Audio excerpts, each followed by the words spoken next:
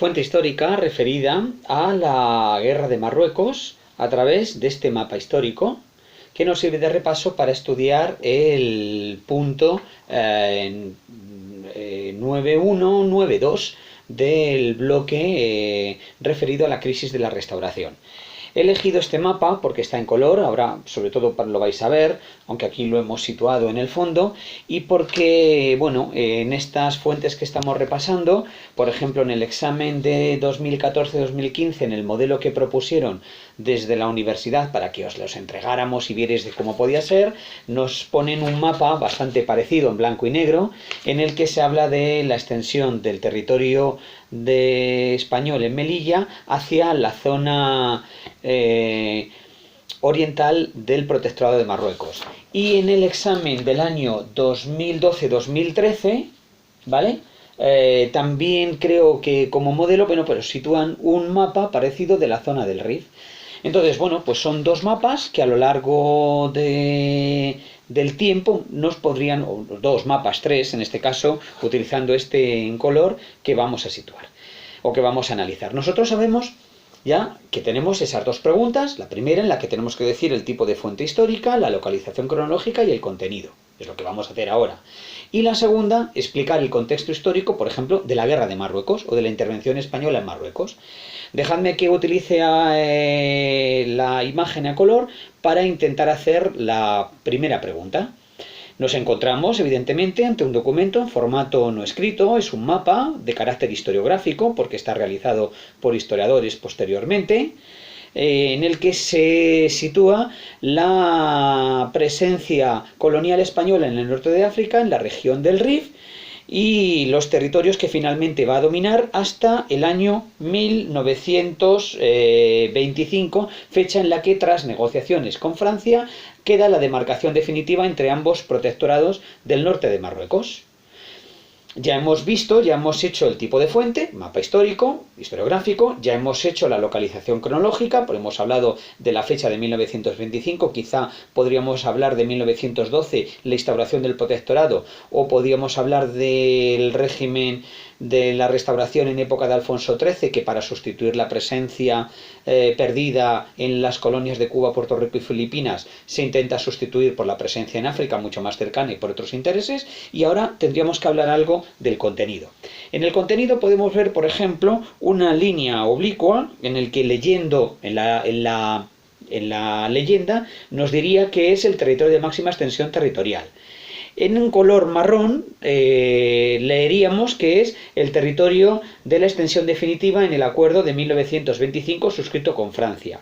En el mapa aparecen además una serie de ciudades destacadas, por ejemplo Ceuta, por ejemplo Melilla, ¿vale? Ceuta en esta parte occidental, Melilla en esta parte oriental, en el que hablaríamos de la importancia histórica que han tenido estas ciudades desde el siglo XV en la presencia española en el norte de África. Hablaríamos también de la presencia en Tánger, aquí, es que como lo he perdido lo dejamos, la presencia en Tánger, ciudad internacional reconocida en la conferencia de Algeciras, ahora veremos por qué y lo explicaremos, y podríamos hablar del territorio al sur, aquí en este color más claro, donde se situaría el protectorado francés. También aparecen otros nombres, por ejemplo Alhucemas, donde el famoso desembarco de Primo de Rivera que pacifica el territorio, aparece Monterruit y Anual, que nos recuerdan derrotas militares sufridas por España y que van a tener su repercusión en la historia nacional. Y luego aparecen otros enclaves en rojo referidos a otros incidentes armados como en el Monte Gurugú, etcétera. ¿Vale? Bueno, pues una vez que hemos situado, hemos hecho esta primera pregunta, lo relacionaríamos con la guerra de Marruecos.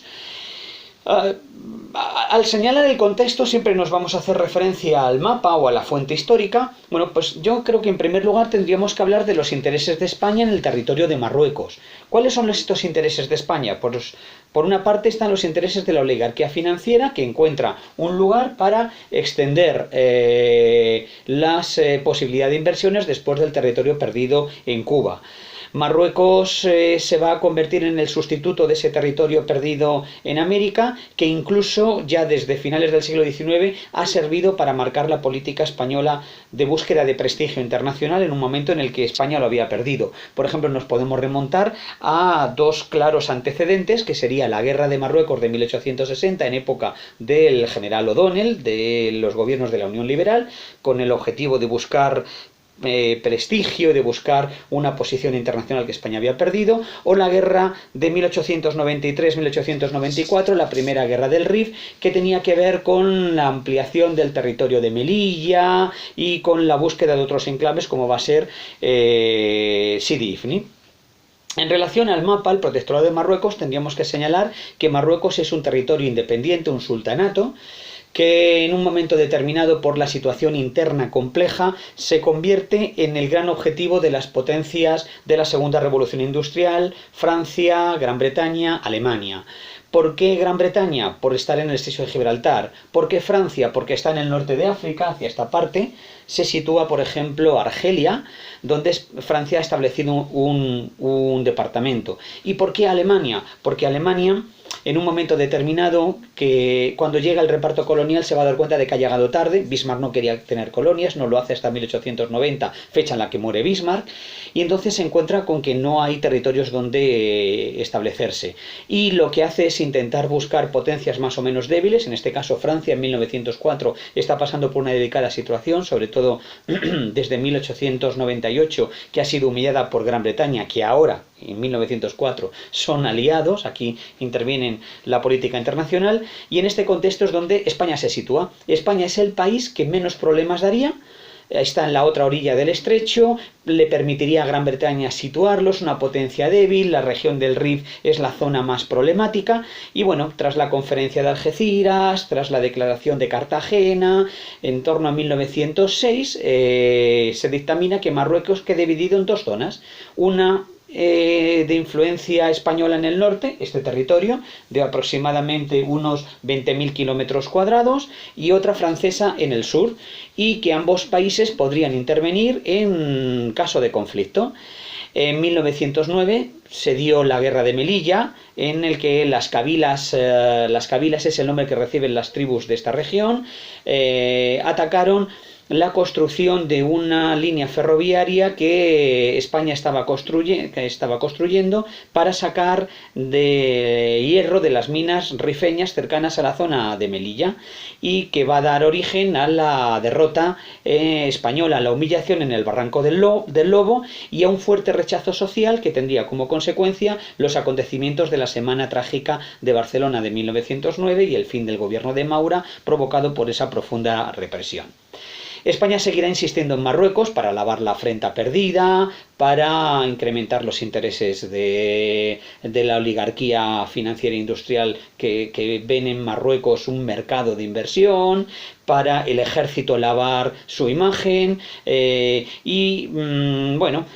instauración del protectorado en 1912 en el territorio del norte de Marruecos y un pequeño territorio en el sur llamado la región de Tarfaya, que es una zona que prácticamente no tiene interés desde el punto de vista económico y es mucho más pequeño.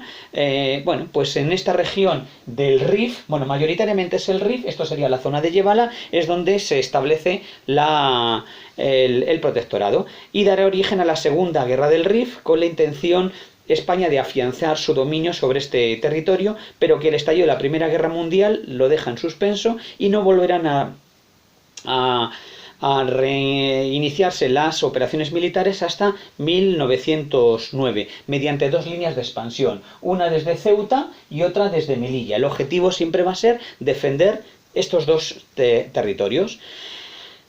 Estas dos plazas de soberanía, cuya presencia se remontaba a España al siglo XV, en el caso de Melilla, ¿vale?, al gobierno del cardenal Cisneros, al siglo XVII, en el caso de Melilla, cuando se separan las coronas de España y Portugal tras la crisis de 1640, en 1659 concretamente. Estas dos líneas de expansión, desde Ceuta y desde Melilla, darían origen al desastre anual de 1921, tras el temerario avance desde Melilla del general Fernández Silvestre, cuyas consecuencias fue la pérdida de muchísimas posiciones en este territorio y cerca de al menos 11.000 muertos, el desprestigio general del gobierno, del rey, de los militares y un fuerte malestar social en la búsqueda de responsabilidades que derivó en el informe Picasso de 1922 y que todo ello condujo a la instauración de la dictadura militar tras el golpe de estado de Miguel Primo de Rivera. Primo de Rivera, como ministro único y ministro dictador, se dio el cargo de alto comisario en Marruecos. ¿Qué era el alto comisario? La máxima autoridad civil y militar del territorio de administración española. Y tras unos primeros intentos de semiabandono del territorio, de buscar una solución negociada, estableció un cambio claro de política y de colaboración con Francia tras el error que comete el dirigente kabileño Abdelkrim de la Kabila de los Beni Urriagel de atacar a Francia, y entre los dos países colaboraron en el desembarco que en la región de Alucemas, junto en el centro del Rif y también desde el sur, desde Francia, atacaron al territorio y que con eso llegaron a derrotar a la República del Rif, que tenía un carácter de izquierda y socialista, africanista, panislámica, nacionalista, y dio, bueno, como consecuencia la victoria del ejército franco-español tras ese desembarco aerotransportado en la zona de Melillas, el primero en la historia, y que supondría el inicio de la etapa de pacificación. Habría acabado la etapa de intervención iniciada en 1912 con la instauración del protectorado, todo lo anterior sin antecedentes, y desde el año 1925 la etapa de pacificación. Bueno, y todo esto serían los datos que tendríamos que incluir en nuestra fuente histórica después de haber ido explicando el mapa y las condiciones en las que se va a desarrollar. Bueno, es uno de los mapas históricos cuya fuente, bueno, pues es probable, que tiene muchas posibilidades por la importancia que va a tener Marruecos en nuestra historia, ya la hemos estudiado en la época de la Restauración, y que luego veremos, por ejemplo, en la Guerra Civil Española. Recordemos que la carrera militar que realizan aquí en Marruecos gran parte de los soldados del arma de infantería, del arma de caballería, grupos de regulares o los legionarios, que dan el golpe de estado del 36 y que luego son utilizados en los primeros momentos de la guerra. Anécdotas de la guerra del Crim o anécdotas o cosas curiosas. Cuando se habla de guerra química, España fue uno de los primeros países en utilizar el armamento químico, bombardeando desde el aire a población rifeña en el territorio de Marruecos. La importancia que tiene el africanismo o la vinculación que va a tener la historia de África o la historia del norte de África, del Rif, a nuestra historia particular, por lo menos en los primeros 40 años. Y luego ya para terminar sobre el protectorado, porque ya tiene que ver con el franquismo, el territorio del Rif quedaría bajo administración española hasta 1956, en el que España le dio la independencia. Meses después de que el territorio del sur, Francia, le diera la independencia al resto, con lo cual a España no le quedaba más remedio. El resto del territorio, tanto Tarfaya como Sidi Ifni es un pequeño enclave, aquí no aparece en el mapa, pero estaría un poquito más abajo, que sería una posesión española. España, por ejemplo, decidió tomar la decisión de provincializar, es decir, convertirlo en provincia, junto a Sidi Ifni, la colonia de Guinea Ecuatorial, la colonia de Río de Oro, lo que actualmente sería el Sáhara. Son 3 provincias que tuvo España en el siglo XX y que luego no le quedó más remedio que desprovinciar. Los dos verbos no existen, pero es la única manera que podemos tener para explicarlo. Y bueno, aquí tenéis algunos datos referidos a esta fuente histórica, que espero que os sirva.